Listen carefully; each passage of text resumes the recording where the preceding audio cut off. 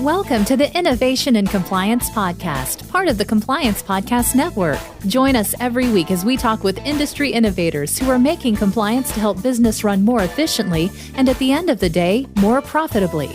Here's your host, Tom Fox. Hello, everyone. This is Tom Fox back for another episode. And today I have with me, I can't say fan favorite, but certainly one of my personal favorites, Gini Dietrich, founder, CEO, head bottle washer guru, and grand poobah of Spin Sucks. And you're one of my favorites too. So there you go. So Gini, no red flags with you. Writes, pontificates, and does all things in the PR industry, coaching industry. And she is a prolific writer, blogger, speaker, hopefully one day podcaster. So Gini, with that incredibly long-winded introduction, first of all, thank you for taking the time to visit with me today. It's absolutely my pleasure. So Gini, you recently wrote a blog post entitled How to Spot Red Flags in a Business Relationship. And red flags are something the compliance community has to think about all the time. Sure. You're not in the anti-corruption compliance community. You're in a very different community, yet you have red flags in hiring. You have red flags in your business relationships. You have had red flags as an employee, and you wrote about all of those. So maybe I could start with, why did you write this post? I say that I often write things for myself, and that's a good example of that. I have, my mom calls it my witchy sense, but I have a really in-tuned gut. And every time I go against it or I disobey my gut, we get into trouble. And I recently had a situation where that happened. And so really that blog post was for me. It's great that it helps other people, but it was a good reminder for me to always look for the red flags and listen to my gut. So you really ended your blog post talking about looking into your gut. But before that, you really laid out a process to think through this. So could we maybe start with your definition of a red flag?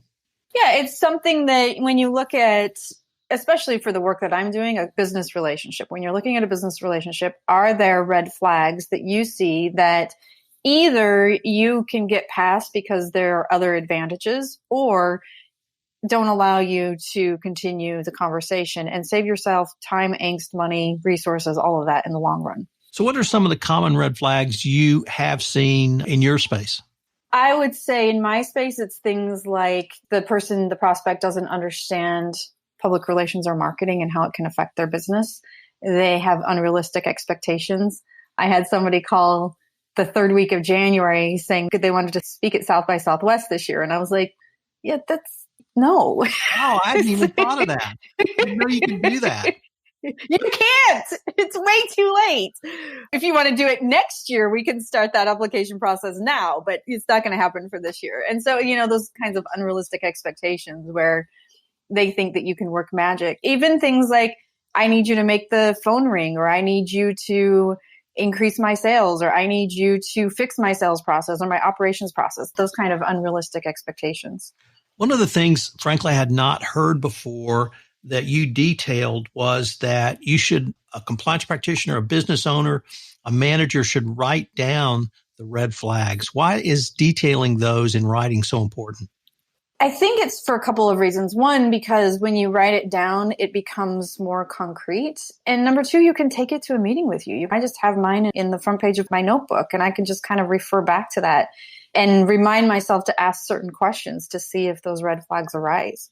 The other thing you mentioned was, when you were detailing some of the unrealistic expectations, is that your evaluation of prospective business relationship doesn't end when they tell you something. You have follow-up questions. And I particularly like the description you gave around the person who wanted the phone to ring. And maybe could you explain why that's only one step in the process? Yeah, if you say, what are your expectations or what does success look like? And he said to me, I want the phone to ring. Okay, but what does that mean? So I asked him, what does that look like to you? How many phone calls? Who's going to answer the phone? What happens once the phone is answered? And through that discovery, I found that there wasn't anybody to answer the phone. So we could make the phone ring all day long, but it would just ring. They didn't have a process for following up with all of those, so people could leave voicemails, but there was no process for them to follow up. And same thing, if you have inbound leads coming in, if there's not a process for those inbound leads, they're just going to sit there. So it's really important. And I say, ask why at least 3 times. So why is that important? Why is that a goal? Why is that what success looks like? Why? I mean, act like you're a 2-year-old who asks why all the time. That's actually a strategy in the compliance world, and it's called a root cause analysis. So, Love that. Yeah. That's fascinating. So yesterday I met a person who wanted to talk to me about marketing, and they asked me, well, what's your business development strategy? And I said, well, I answer the phone. And it was clear to me I disappointed them in their answer. They wanted some further. And I said, I'm sorry, that's all I do. And right. That works for me. So you had a great story that every business professional needs to learn, not a compliance practitioner, not a PR executive, everyone. And that's learning to say no. You're not a single business owner, but you're a small business owner. I'm a single business person, and learning to say no is absolutely critical for both of our businesses. But could you tell that story? Because I found it very powerful. I'm trying to remember what story it was. It was the story about the person who was extraordinarily difficult to work with, and they assigned that person to you. That's a really hard one, because when I worked for a big agency, there was somebody that was notoriously known for being extremely difficult to work with. And she ran through people like water. You worked for her and it was a kiss of death. And it got to the point where the management would put the difficult people on her team so that they'd leave, because it was just an easy way to get rid of people without having to fire them. And now that I say that out loud, maybe that's what they were trying to do with me. They came to me, and I remember my boss said to me, and I loved my boss. She was amazing.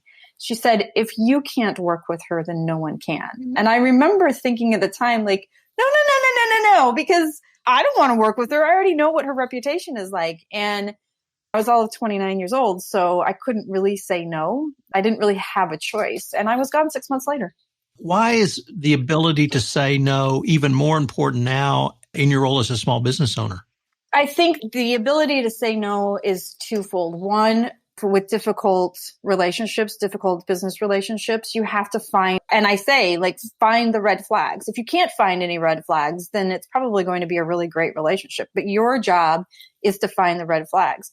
But also for us and for people in the compliance industry as well, we sell our time, and you can't scale that. You can't duplicate time. So you have to be really good about saying no to the things that are going to take your time away from the things that you should be doing.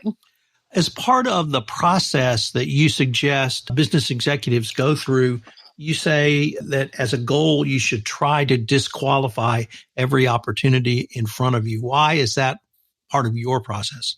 I think it's easier to say no when they're disqualified. I'm not great at saying no. And so for me, looking for reasons to be able to say, like, I just had this conversation with a client yesterday where there's all these red flags. And finally I said to her, sit down and write the pros and cons. And she came back to me and she said, I can't find any pros. And I was like, okay, like, then why are we pursuing this relationship?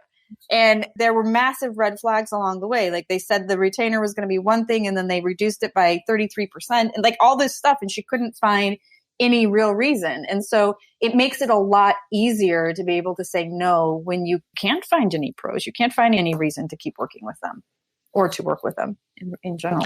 You also had a couple of sections in your blog post entitled What a Red Flag Might Look Like on the Client Side or on the employee side. I was wondering if you just give a few thoughts on both of those points. Yeah, on the employee side, you're really looking at it from the perspective of you may have a crappy boss, or you're interviewing for a new job, or you're looking for a promotion or something like that, and looking for the things that might be alarming. Like, do you value work-life balance? What kinds of hours do you expect me to work? And they may say 9 to 5, but do they really mean that? So again, figuring out your risk analysis, asking why, to get to, is that really true? For me, I don't expect my team to work beyond 8 to 5, but I also demonstrate often that I'm working early mornings and late evenings and weekends. I don't expect my team to do that, but from a leadership perspective, I demonstrate that my actions are different. So I think from an employee perspective, you want to ask those kinds of questions, figure out what's important to you, and then ask the types of questions that are going to get you the real, transparent, honest truth. From a client perspective, if you're looking for a business relationship or an agency, in my case, you want to find out who is the team that you're going to be working with? What kind of experience do they have? Are they specialists in your industry? What kinds of results do they typically have? Ask the things that are important to you. And again, ask why, to get to figuring out whether or not that's going to be a good relationship for you. So, Gini, unfortunately, we're near the end of our time, but I was wondering if listeners wanted more information on SpinSucks, where can they find it? Spinsucks.com. We're going to link to your blog post in the show notes. This has been a great conversation and a very, I think, unique way for compliance practitioners to consider how to think through red flags and evaluate them, and always remember to trust your gut. Thanks so much for taking the time. Always trust your gut. Thank you for having me. If you're a compliance professional looking for a convenient and effective way to fulfill your continuing education requirements, go to fcpacompliancereport.com/courses and choose from 4 hour-long training packages that will keep you current. That's fcpacompliancereport.com/courses.